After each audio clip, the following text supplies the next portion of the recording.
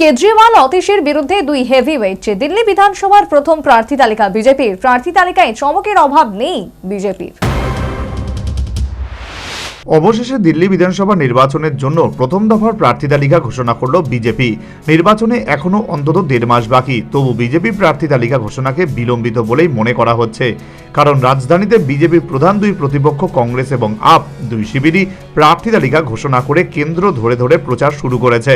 মুখ্যমন্ত্রী অতীশের বিরুদ্ধে কালকাজি কেন্দ্রে কংগ্রেস প্রার্থী করেছে হেভিওয়েট নেত্রী অলকা লাম্বাকে। ওই কেন্দ্রেই বিজেপি আবার প্রার্থী করল সংসদে ঘৃণা ভাষণ দেওয়ার অভিযোগে দুষ্ট রমেশ বিদুরিকে। 2024 পর্যন্ত রমেশ দক্ষিণ দিল্লির সাংসদ ছিলেন। সংখ্যালঘু সাংসদ দানিশ আলীকে নিয়ে বিতর্কিত মন্তব্য না করলে হয়তো এবারও টিকিট পেতেন। এবার ওই হেভিওয়েট নেতা লড়বেন অতীশের বিরুদ্ধে। এর বাইরে প্রাক্তন আপ নেতা তথা কেজরিওয়ালের একসময়ের ঘনিষ্ঠ বন্ধু কৈলাশ গেহলটকে বিজেপি প্রার্থী করেছে বিজুয়াসন কেন্দ্র থেকে। প্রাক্তন কংগ্রেস নেতা তথা প্রাক্তন মন্ত্রী অরবিন্দর সিং লাভলি লড়বেন গান্ধীনগর কেন্দ্র থেকে। নয়াদিল্লি কেন্দ্র থেকে অরবিন্দ কেজরিওয়ালের বিরুদ্ধে লড়বেন প্রবেশ বর্মা। প্রবেশ বর্মা 2020-21 দিল্লি দাঙ্গায় অভিযুক্ত। তার বিরুদ্ধে হিংসায় উস্কানি দেওয়ার অভিযোগ রয়েছে।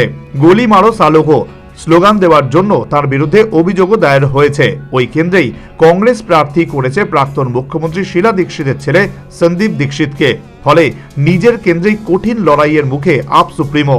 দেরিতে প্রার্থী তালিকা ঘোষণা করলেও চমকের অভাব নেই বিজেপির তালিকায়।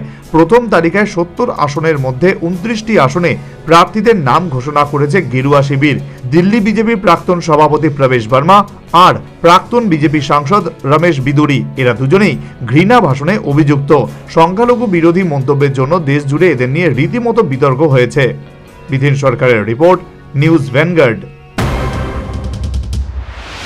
Shija Institute of Kidney Sciences কিডনির জটিল রোগের চিকিৎসার জন্য এক উৎকৃষ্ট প্রতিষ্ঠান, যেখানে উত্তর পূর্ব ভারতের প্রথম এবিও অসামঞ্জস্য কিডনি প্রতিস্থাপন এবং মৃত ব্যক্তির কিডনি প্রতিস্থাপন করা হয়। এখানে 115টিরও বেশি কিডনি প্রতিস্থাপন এবং উত্তর পূর্ব ভারতের সবচেয়ে বেশি হিমোডায়ালিসিস করা হয়েছে এবং এই সংখ্যা দিন দিন বাড়ছে। Shija institute of kidney sciences Tripura সরকার সহ অরুণাচল প্রদেশ, মেঘালয়, মিজোরাম, মণিপুর এবং নাগাল্যান্ড সরকার দ্বারা স্বীকৃতি প্রাপ্ত।